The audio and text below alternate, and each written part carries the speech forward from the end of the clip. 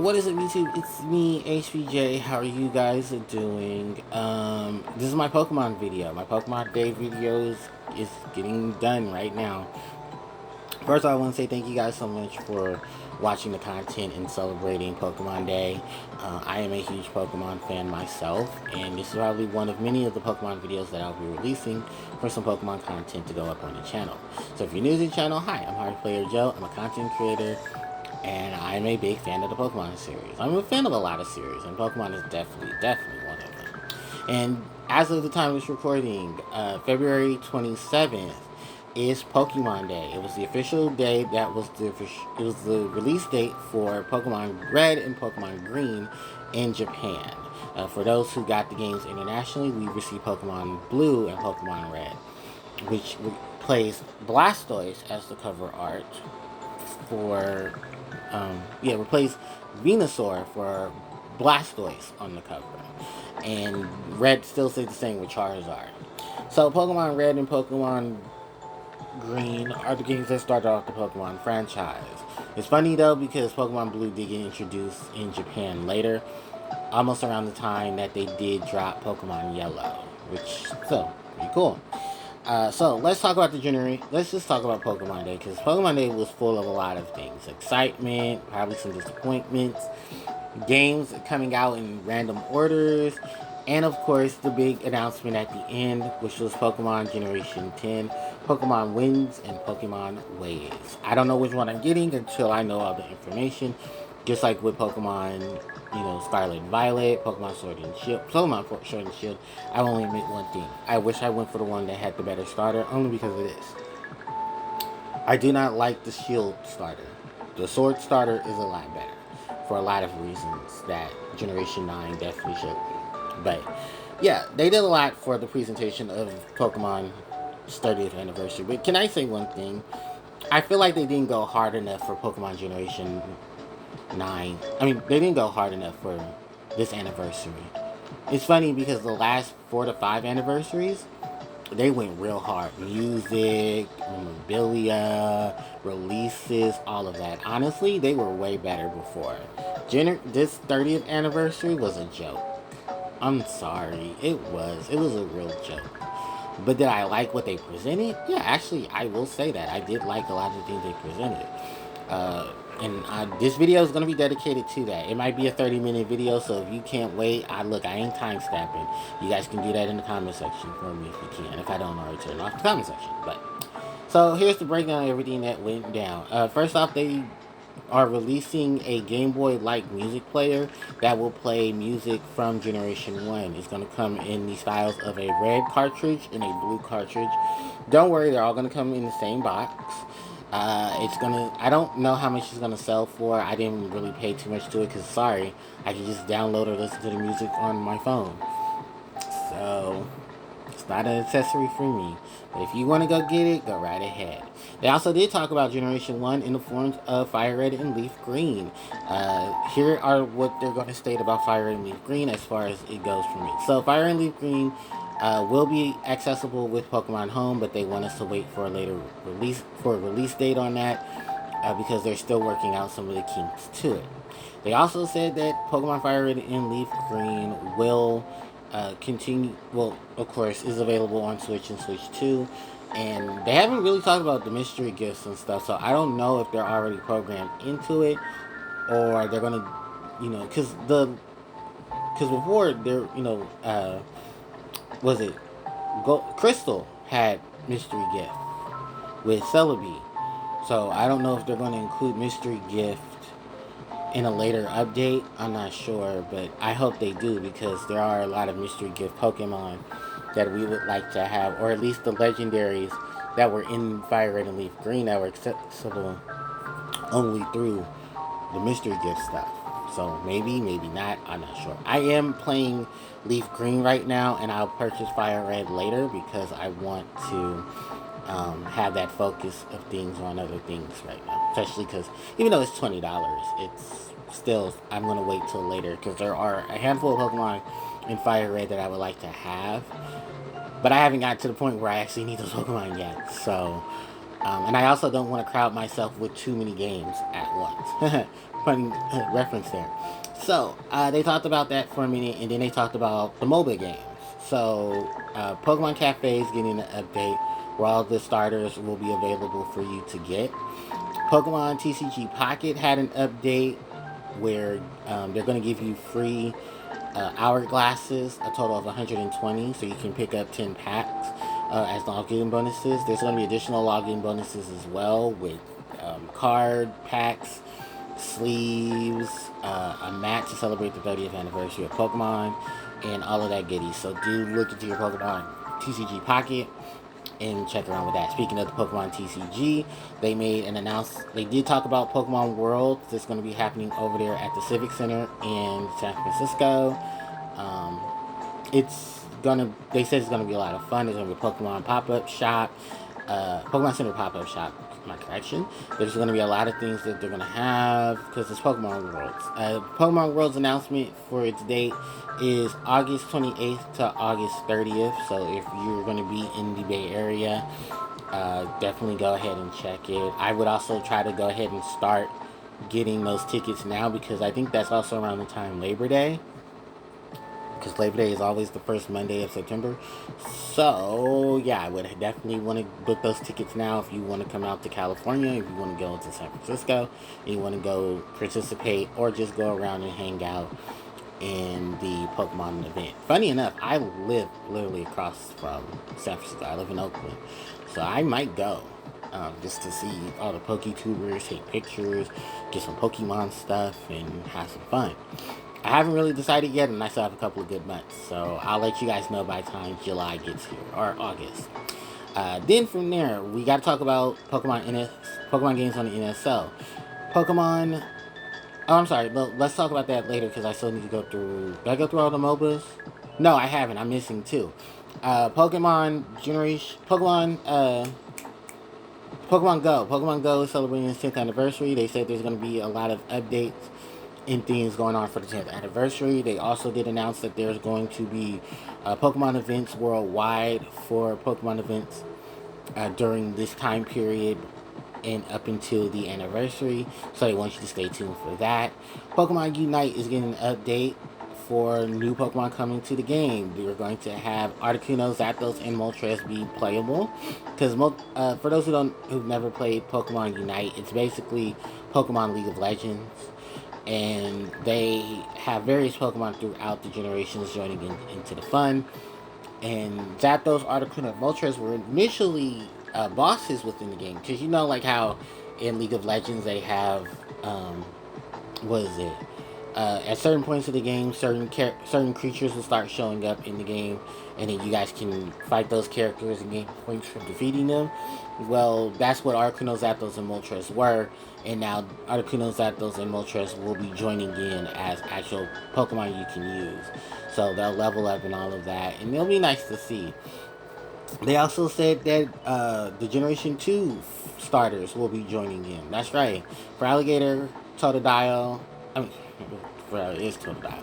But for Alligator, Meganium, and Typhlosion will all be joining in from Gen 2 as for later updates that they will be talking about as well. Then Pokemon Cafe. I talked about Pokemon Cafe, but Cafe is going to have its starters as well. All 9 generation starters and a couple of other featured Pokemon there as well. Then they went into Pokemon Championship. Pokemon Champions. That's right. That game.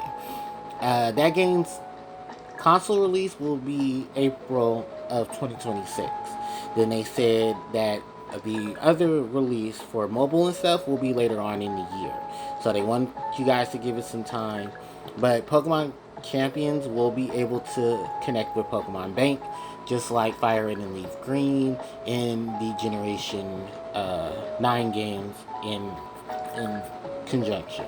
So all the games will be attached to Pokemon Home very soon. They just want you to give it some time so they can have all those updated. Then, from there, they talked about the NSO. Now we can talk about NSO.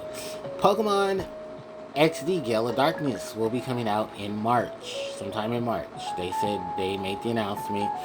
But it's funny because why is that the first game coming and not Pokemon Coliseum? I guess it's going to be a later release, and maybe then they'll release Pokemon Emerald, Pokemon Ruby, and Pokemon Sapphire, which would be nice. So that way we can have access to all the Gen 3 stuff. But I can't give you any promises because I don't know Pokemon Company like that. But those things are coming. Then on top of that, they did make it. Oh, I'm sorry. They made another announcement for a Pokemon card game. There's going to be an anniversary pack coming out, and it looks like from what we saw in the preview, it's going to be Pokemon cards from various eras of the Pokemon trading card game. Looks really cool. I really don't play Pokemon the card game outside of what I play on TCG Pocket. But hey, cool way of re-releasing some old stuff. Wish Konami did a lot better with that in Yu-Gi-Oh situation. But hey, that gets every chooses, right? Right. So then they talked about that. They talked about the championship. Then they talked about Pokemon ZA. If you guys haven't already heard, Mega Garchomp Z is available now through Mystery Gift. You download the stuff, you'll get a mission that will send you to a hyperspace area in which you can battle against Mega Garchomp Z and get the Garchompanite Z.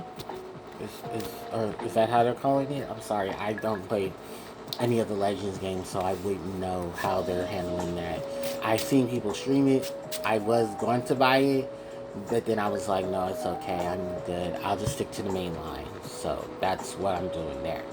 And then last but not least, of course, was the Pokemon announcement for Generation 10, Pokemon Waves and Pokemon Winds. So Generation 10 is going to be taking place in whatever region that basically looks like it's based off of Australia, New Zealand, and the Southeast Asian islands. It looks very gorgeous, I will say, and it's exclusive to the Nintendo Switch 2. So if you have not bought your Nintendo Switch 2, you still got plenty of time because they said the release of this game will be sometime in 2027, meaning that they're basically about to give themselves a good year in addition to what they're already doing with Generation 9. So I definitely am happy that they're giving themselves more time to focus on a Pokemon game and that they're basically saying, hey, we're still going to finish up other games because the anime is not done yet. The major stuff for Generation 9 is still going on, and Legacy 8 just came out. So I think they really just want to say, hey, we're going to focus on this game later, but right now let's focus on everything else that's currently going on. Which is good. Focus on things that need to happen, and then worry about everything else later. So, yeah, we did get the names of the starters for this generation. For the water starter, we have Gekwa, the water gecko Pokemon. We have Palmdon, the puppy Pokemon, who's the fire starter. And then we have Browit, the tiny bird Pokemon, which is the grass type starter. So it's safe to say that Generation 10 is definitely hitting the tropics once again. But it's not like Alola. This is definitely hitting the tropics in terms of, Australia and New Zealand, because we did see like the Great Barrier Reef. We saw a lot of Pokemon that were returning. So Pokemon like Welmer, Wailord, we saw Tropius, we saw Tangela, we saw Oddish. We definitely know Pikachu will be in the game because two particular Pokemon themselves have been identified as Windspaw and Mr. Windschew and Mrs. Wavechew. Not their official names, but that's what I'm calling them right now because I don't remember off the top of my head. But they're basically Pikachus that are male and female. They have very darker skin, like they're shinies.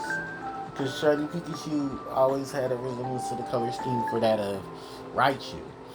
So, or well, just darker tones on this body than the normal Pikachu would with the lighter tones. So they make that correct. So Pokemon fans aren't even trying to beat you up in the comments about what shiny Pikachu looks like. Because I think I've never really had a shiny Pikachu, I'm very honest. And I'm not looking for a shiny Pikachu either. But yeah, for the most part, they are definitely dropping Generation 10 in 2027. I cannot wait because it looks like it's going to be fun.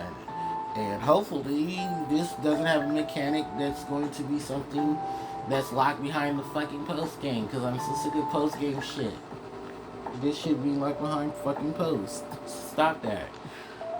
But no, it looks really, really cool. We seen this giant academy. We saw windmills and land masses. We saw the Great Barrier Reef, or the Pokemon equivalent to it. So yeah, very, very excited to see all of this. And also, this is the first time in history where I actually think all three starters are adorable. Because it's been a very rare occasion since that happened. Because generations, the Kanto starters, okay. Gen 2's still not bad. Gen 3's, actually, I will say, those weren't too bad either. Gen 4, they were cute in their own way. Same thing with Gen 5. I think only Gen 6, really, I only liked the Fennekin. So you can understand why in Gen 6 I chose Fennekin over, um, Froakie and Chespin. Which, sorry, not ever. And then Generation 7 was what? Popplio, Litlin, and Rowlet. Yeah, no, I went with Rowlet. Yeah, I went with Rowlet. I really didn't care for Primarina at that point, and I was just like, oh, look, it's Wrestling Cat. Incineroar. Okay. And then Generation 9, I scored Bunny, because I hated the other two. I did. I did not care for Grookey, and I did not care for Sabo. Nope, didn't. So I went with Cinderace for my team, and then also it's just like most of the time when I go for a lot of these Pokemon, I'm going for the Fire Starter. Why? Because for whatever reason, these regions lack fucking fire Pokemon, and it's just like, oh my god, okay, I get it. Push me to the Fire Starter. I'll be there in an hour. I'll just, focus on Fire type. Recovered by the fire. Oh yeah. Sorry to tell you this, but I didn't have much affiliation for most of the later gens when it came to a lot of your Pokemon line because I always had to struggle to find me a fire type. Why? Because most of the Pokemon in Pokemon games are majority water and there's majority grass type. With water being it out because almost every fucking region has a damn pool of water, and they say, all right, let's just throw in about 5 or 6 different water types in that one area. And then lock most of them behind to get Ratio, Rodney's Super Rod. So, yeah, those are her thing. So, yeah, I decided to just go ahead and move away from that. And then, yeah, I think, honestly, this is it. I had the same thing with Generation 9. I didn't care too much for, I think the only one I didn't care for was, like, honestly, yeah, I did not care for anyone outside of maybe Sprigatito. Just cute little kitten. The alligator, Skeletor's is pre-evolution. More so Skeletor's cool, because I liked how Skeletor's look. You didn't care about Frey Coco, is that it? Yeah. Little alligator? Yeah. No, not really my interest. And then I did not care for Quaquaval because I just no interest. So yeah, we got a lot of this going on with Pokemon. A lot of Pokemon fans are very excited. My final thoughts really on it were that I wish you guys had went as hard as you did on previous ones with music and just all of that. But I guess they just liked it, the fact that they get to play with the nostalgia factor. So I was happy.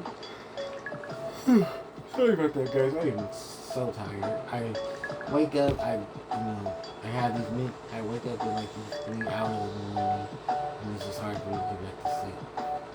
But yeah, I pretty much watched Pokemon Day, enjoyed it, and then had to go to work. My real final thoughts are that it was just a decent enough one. No one's ever happy. But it's nice to know that there are games that I'm looking forward to coming out and that they are trying to fix a lot of things within the games themselves. So, alright, you guys, I'm going to wrap up my video here because, as you can hear, I'm really tired. Also, I have to use the bathroom. So, thank you guys so much for watching. I do appreciate it. If there's any more things that are coming up, I will keep you guys informed. Don't forget to like, comment, share, and subscribe to the channel. And with that said, HPJ signing out. Take care. Bye.